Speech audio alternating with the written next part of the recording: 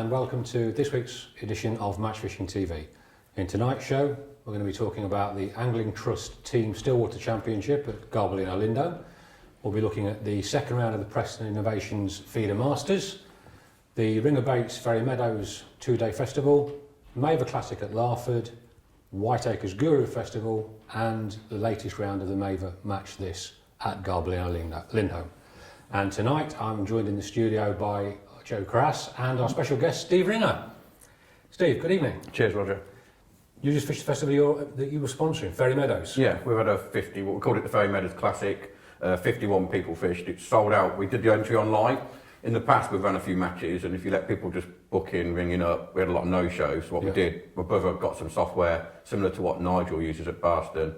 So basically, people went online, paid your money, and then you're in, got your ticket. And it was sold out in 12 minutes. Wow. 51 people sold out over 2 days, all on Gunwade Lake. And the weather wasn't good, but it actually proved to be a really fair match. I mean, as weekends go, it was quite pleasant to be out there. A little bit breezy, a little bit cold in the... Oh, no, but you'd have had some nasty rain. It was very cold. Yes, no. Obviously, if you were out the wind, I think it would have been lovely. But on Sunday in particular, the wind was bitter. It did warm up a bit yesterday, but then it lashed it down. And how did it go? It went really well. Obviously, basically what we did, we split the 51 into two zones, a 25 and a 26, because we had an opinion that basically one half was going to fish better than the other. And so it proved as it happens, but it did prove really fair. The winner overall was Michael Buckwalder. He had £59 first day, which gave him like a 20-odd pound lead, which was always going to be tough to hard to catch. I won my zone first day, but I was actually in the harder zone with £34.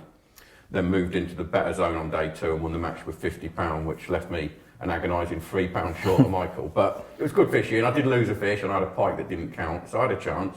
Yeah. But it was a really good fair match when you looked at the weights. There was some big bream caught, I understand. Yeah, the guy next to me on day 1, he had one and he picked it out his net, and it's the biggest one I've seen there, and it weighed 10, 12, and there were three others over 10 weighed in the 2 days. And I should think now, well, we're catching 4-pounders there and saying I've had a skimmer. Which anywhere else, it's like, I was talking to a guy afterwards, I said I've had 10 skimmers. He said, what do you call a skimmer? I was like, and anything under 5. No. A skimmer is anything that you... Like this big. You can pick it up in one hand, it's a skimmer. Anything that you can't pick up in one hand... I should think the average bream is £8. That's ridiculous. Which is, and the good thing about this match was, they never really balled up in one area. Yeah. So like in my section first day, I think I had like 3 bream and 4 big skimmers for £34. But like in my 15, like 12 people had at least 1 bream. So it wasn't like they just sat on 2 pegs or 3 pegs like normal bream fishing. And when you looked at the results on day 2, like 8 people in a row all had between 20 and £50. Which were the key areas? The best areas were the river mouth on basically where the river then runs in, and then what they call the fence end. They've just changed the pegging.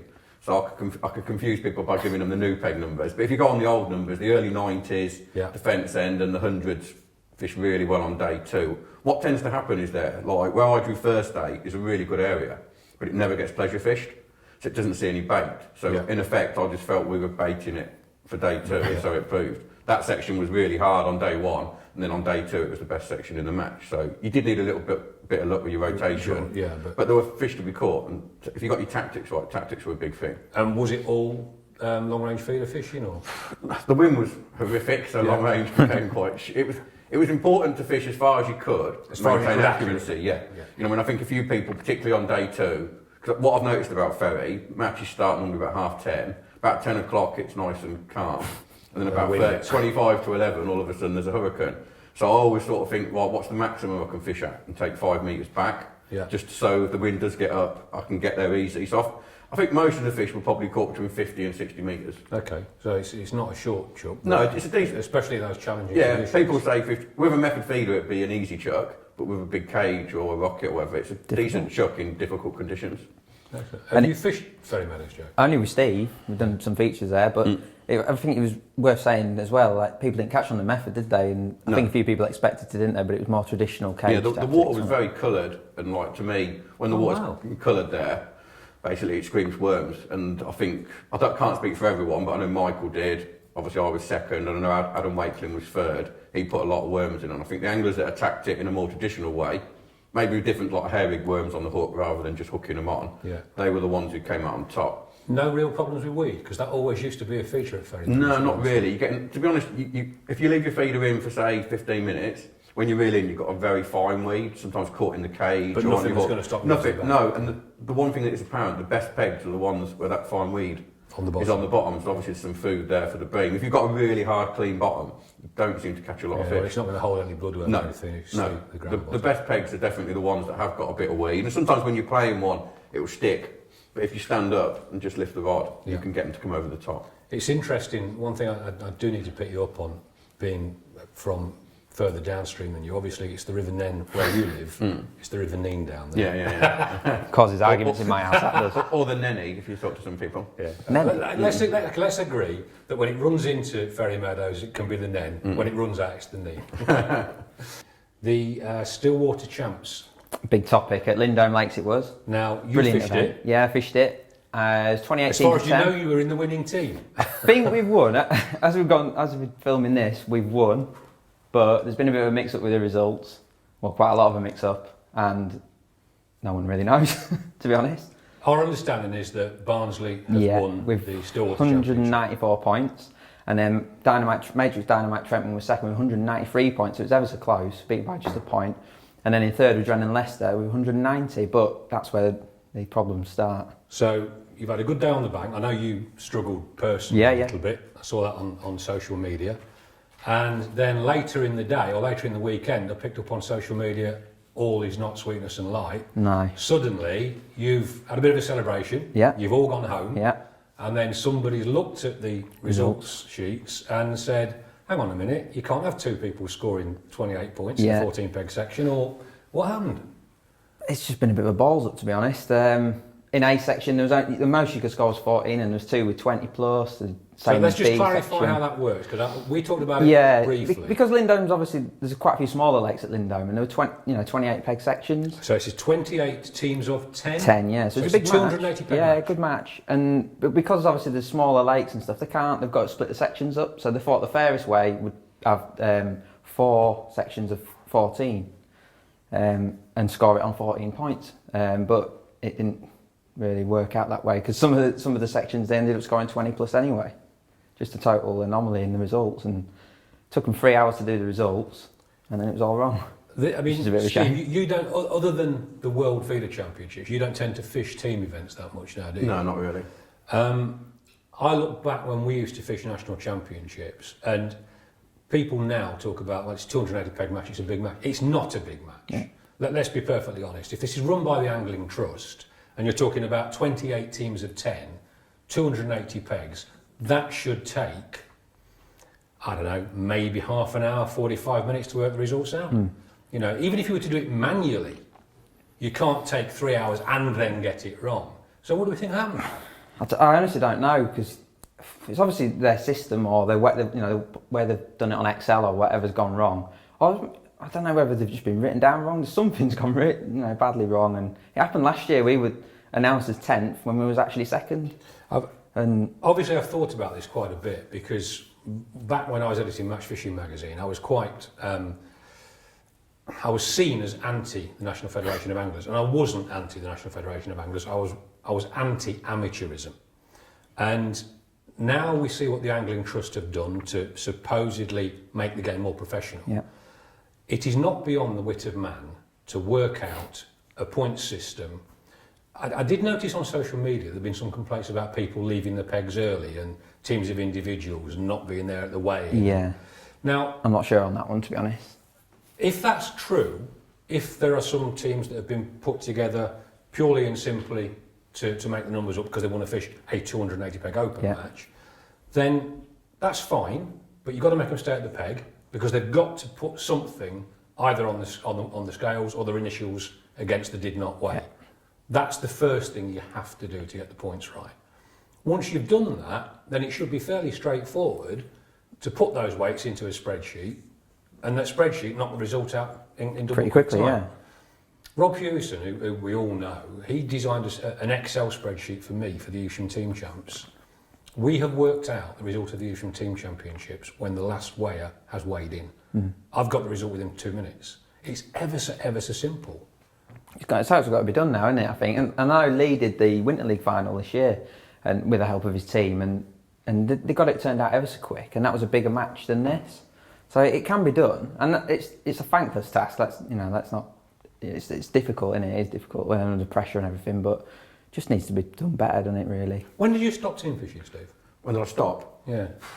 I never really got properly started. I guested for Essex a few times, did a little bit, but by the time I went to Essex, team fishing was probably on its way down. Decline, The Essex heyday had gone. There weren't as many team matches, so I sort of concentrated on an individual level. But going back to working out the result, I just think there's loads of ways of doing it, and there isn't any excuse.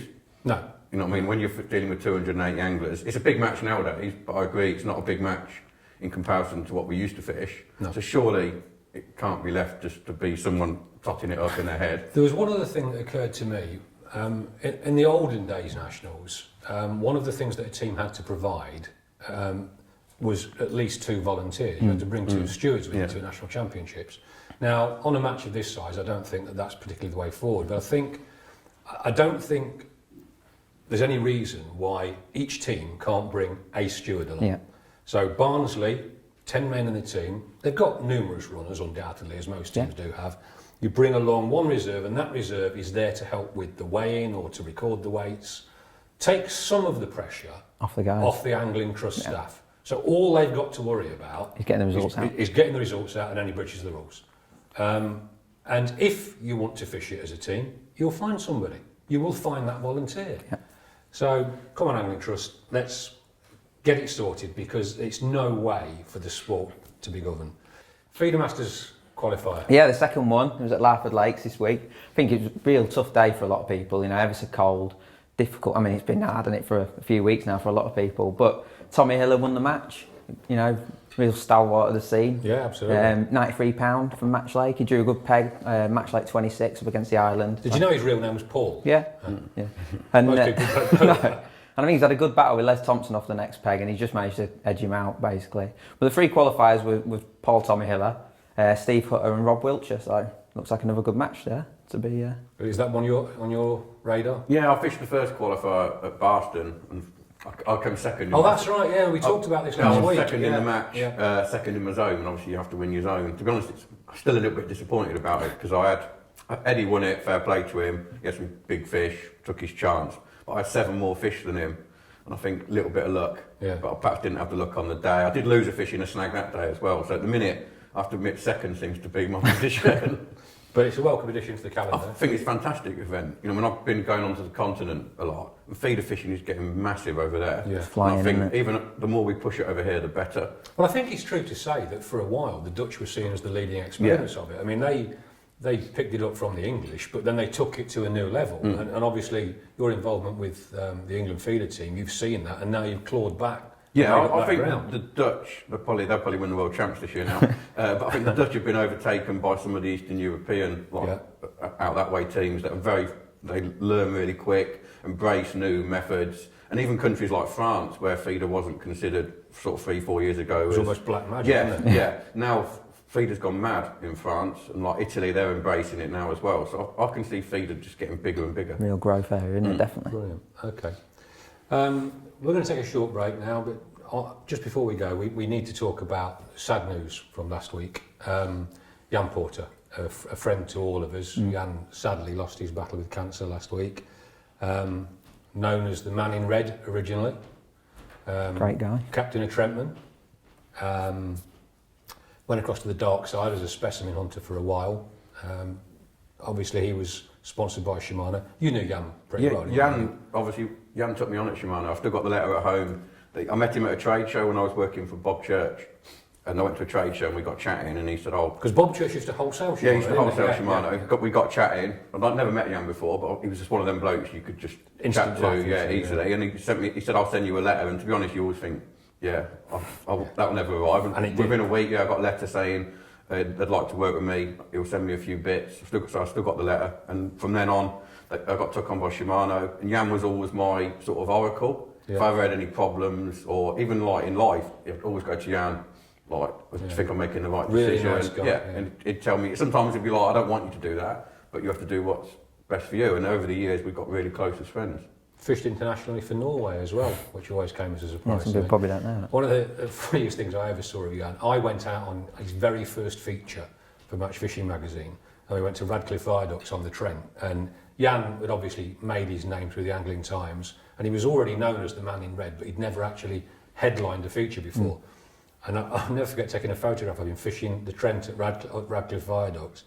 And if you look at an old copy of Match Fishing magazine, and you look down, you see he's sitting there on his seat box with his like dancing shoes in the water. He'd forgotten his waders, but didn't put him off. He carried on, did the feature, and just stood there with wet shoes. When you think obviously about the colour red as well, when Jan was wearing it, no one else wore it. No, and everyone, no. by some obviously, was probably mocked and laughed. But now look on the banks of a match. Absolutely. What colour's everyone wearing? No one wears green anymore, do Yeah, they? red's like he was almost a pioneer of that. No, so sad loss to angling. Jan, how are you going to catch a few up there? We'll leave you with these few images of him. I'll be back in a couple of seconds.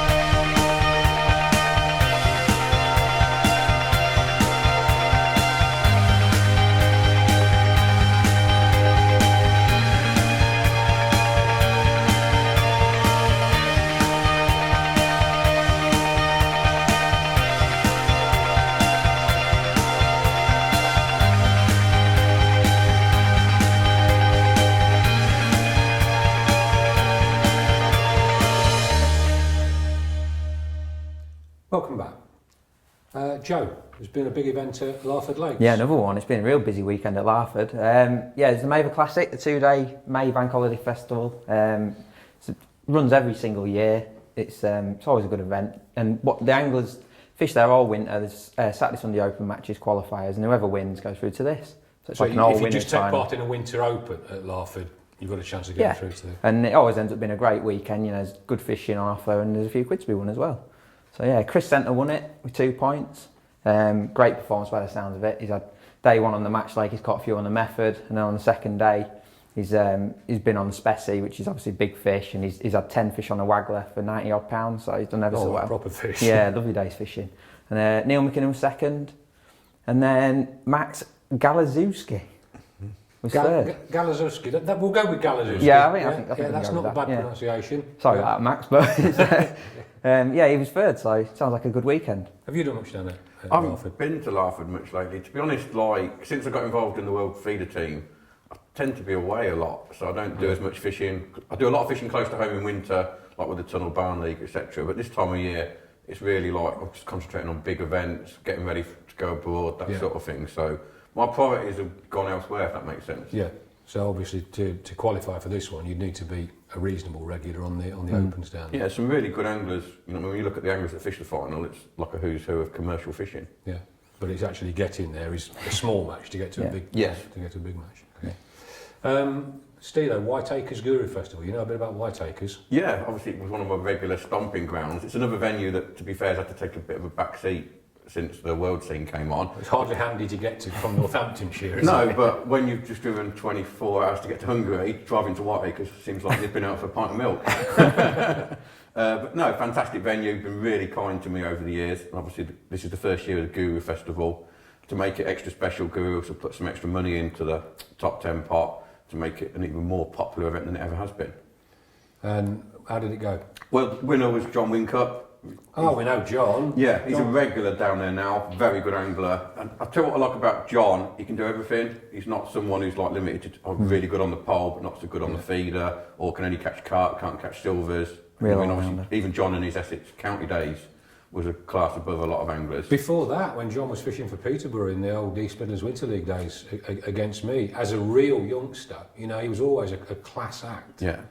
Could do Brilliant everything. angler. That's what the thing is at Whiteacres now. because you've got some big carp, you've got a lot of F1s, you've got a lot of silvers. You have to be able to do everything to win, and that's what obviously John can do, and his results are now bearing that out.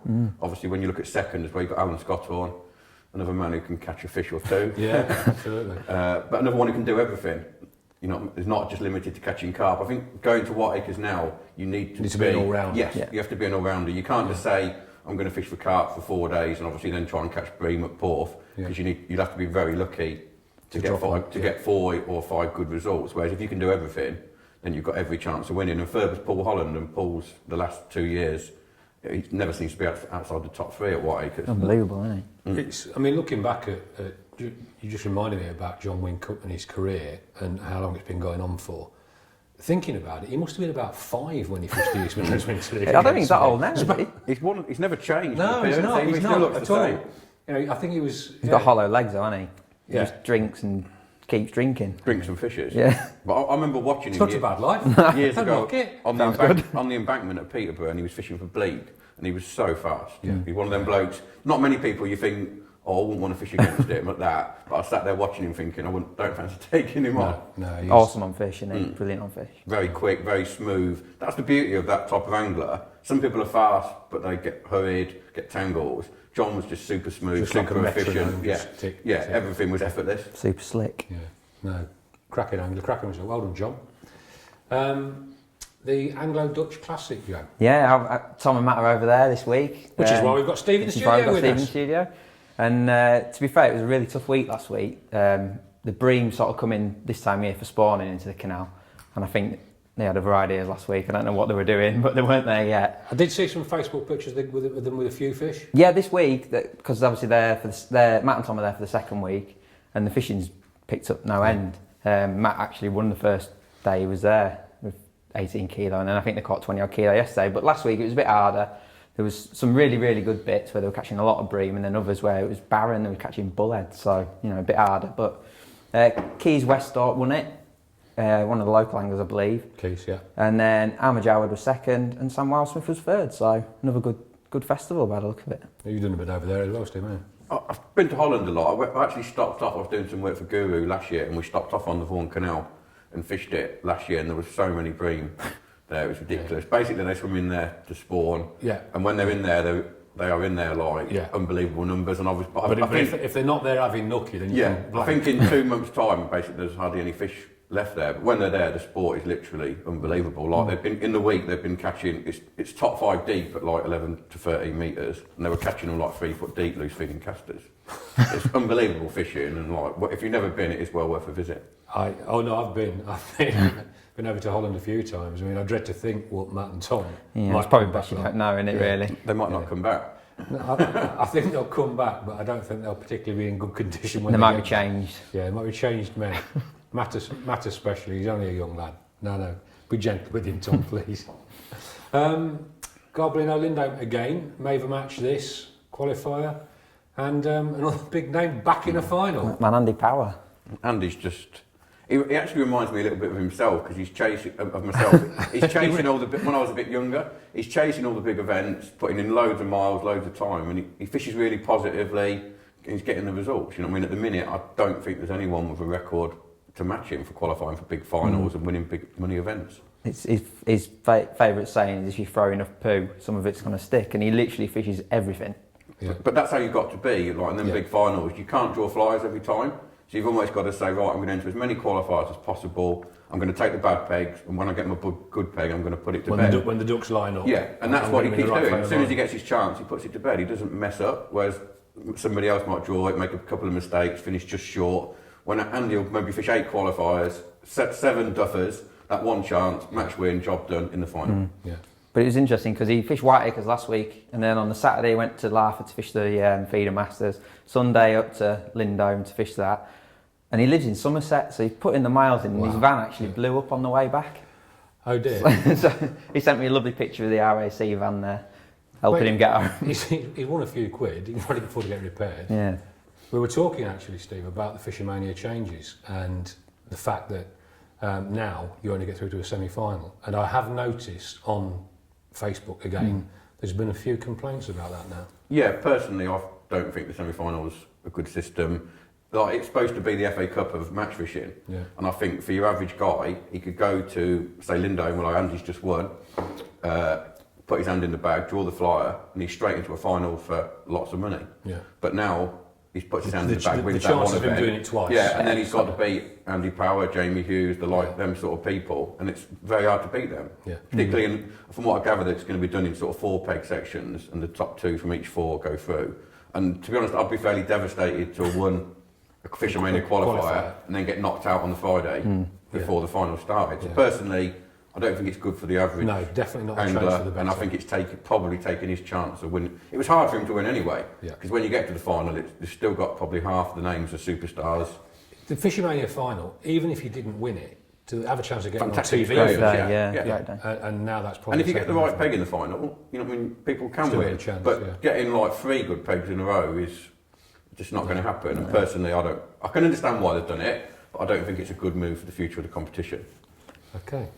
So, coming up this weekend, Joe, where are you off to?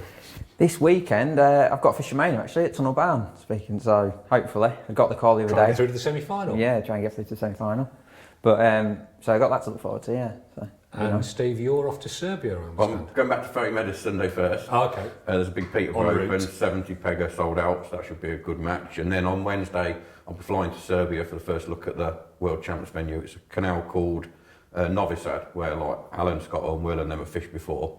So we've got a bit of background info, but not with the feeder? Not with feeder, no. It sounds, from what we gather, it sounds like it should be good fishing, as in lots of fish, but not lots of small fish. What do you do logistically? I mean, obviously, taking all your gear out there, we're talking about a major investment in terms of baggage. Do you get any help? Basically, depends where obviously the venue is. The last few years we've had like Ireland, Holland, Belgium. So which you've been able to drive. We've been able to drive. You can drive to Serbia, but there's been a few problems. Yeah, there's been a few problems on the border as well, so it's not easy to get across the border. So what's happening this year? Obviously, Preston Innovations are our sponsor. They've sent the kit across already. Okay, so it's like like rods, rod holders, boxes, keep nets, all the bits, and then all we're taking is like a bazooka with your rods and a case which will have your reels, feeders, hooks, etc. So basically, we've got an extra like luggage allowance. All the main items of kit are already in Serbia, so we'll just turn up, put your kit into those items, fish, and then obviously once the World Champs is over, we'll come home with our kit, and the Preston kit stays there. Yeah. So you know, I mean, obviously Preston do put a lot of money into it. They're taking it very seriously. I think the thing is, well, they've recognised how big feeder is. Yes. On the continent. I think they've stolen a march on the rest of the industry, where certainly where the Benelux countries are, you know, Holland and Luxembourg and Belgium. I think Preston Innovations were the first people to see the potential. Yeah, but that's because they saw that potential, obviously, in Holland and Belgium. They're now just spreading across Europe, obviously into sort of Germany, Austria, all the way across to Hungary.